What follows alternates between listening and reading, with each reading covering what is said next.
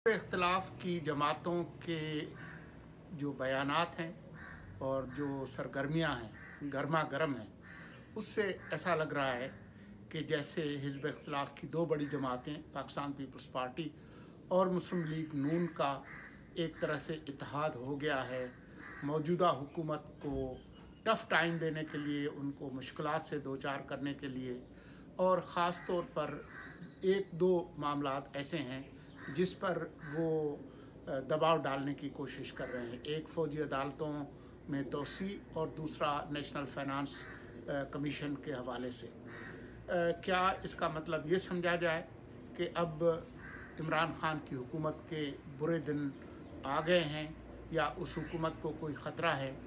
क्या इसका मतलब ये लिया जाए कि वाकई दोनों जमातें मुस्लिम लीग नून और पीपल्स पार्टी, उनके दरमियान सेनेट के चेयरमैन को हटाने समेत जो अहम मामलात हैं उस पर इत्तेफाक हो गया है?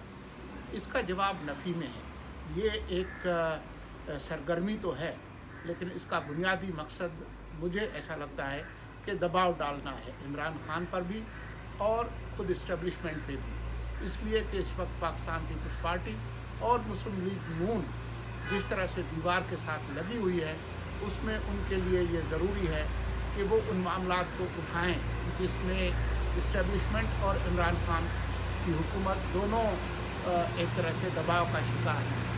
आपने ये भी देखा है कि BNP मैंगल ने भी कल उस इजलास में शिरकत की है जिसमें पीपल्स पार्टी और मुस्लिम लीग नून थे। क्या इसका मतलब ये है कि वो हुकूमत से अलग हो रहे हैं? यकीनन नहीं। आप ये भी देख सकते हैं कि ऐन मुमकिन है कि MQM भी किसी किस्म का कोई शोर डाले, लेकिन इन सब का बुनियादी मकसद ये है कि दबाव में इजाफ़ा किया जाए ताकि किसी तरह का कोई फ़ायदा अगर ये हासिल कर सकते हैं तो करें। लेकिन आप इसको भी जहन में रखें कि ये भी ऐन मुमकिन है कि क्योंकि दोनों जमातों में यानी पीपल्स पार्टी और मुस्लिम लीग नून में एक दूसरे पर एक तरह से शुकोक व शुबहात पाए जाते हैं, माजी में जिस तरीके से ये एक दूसरे के साथ करते रहे हैं।